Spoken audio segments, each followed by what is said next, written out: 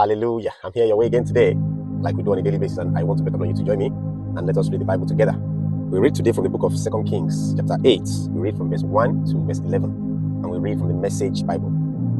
Years before, Elisha had told the woman whose son he had brought to life, "Leave here and go, you and your family, and live someplace else.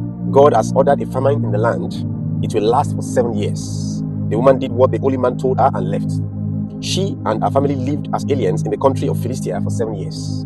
Then, when the 7 years were up, the woman and her family came back. She went directly to the king and asked for her home and farm. The king was talking with Gehazi, servant to the holy man, saying, "Tell me some stories of the great things Elisha did." It so happened that as he was telling the king the story of the dead person brought back to life, the woman whose son was brought back to life showed up, asking for her home and farm. Gehazi said, "My master, the king, this is the woman, and this is her son whom Elisha brought back to life." And the king wanted to know all about it, and so she told him the story. The king assigned an officer to take care of her, saying, "Make sure she gets everything back that's hers, plus all profits from the farm from the time she left until now." Elisha traveled to Damascus. Ben-Hadad, king of Aram, was sick at the time. He was told the holy man is in town. The king ordered Hazael, "Take a gift with you and go to meet the holy man. Ask God through him, am I going to recover from this sickness?" Hazael went and met with Elisha and brought with him every choice thing he could think of from Damascus, 40 camel loads of items. When he arrived, he stood before Elisha and said, "Your son Ben-Hadad, king of Aram, sent me here to ask you, am I going to recover from this sickness?" Elisha answered, "Go and tell him, don't worry, you'll live. The fact is, though God showed me that he's doomed to die." Elisha then stared hard at Hazael, reading his heart.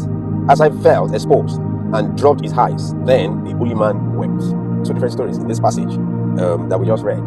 The first is about that woman who was directed, that she should leave a particular location to another location. You see, in our walk on this earth, in our walk as Christians, as children of God, being sensitive to discern where we are to be at every time matters if we will fulfill destiny.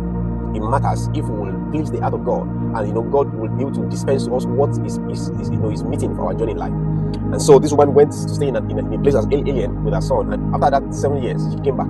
What touched my heart is that all that belonged to her, was ordered to be restored back unto her. All. He says, make sure she gets everything back. In verse 6, everything. Let her get it back, plus all profit from the farm from the time she left until now. It talks to me about restoration. Oh, I am praying for somebody today. All that you appear to have lost, or all that appears to have been seized from you, or all that appears to have been taken away from you, today, by the virtue of this word, all shall be restored back unto you. In the mighty name, over and above what you appear to have lost, God will give you in 100 folds. In the name of the Lord Jesus.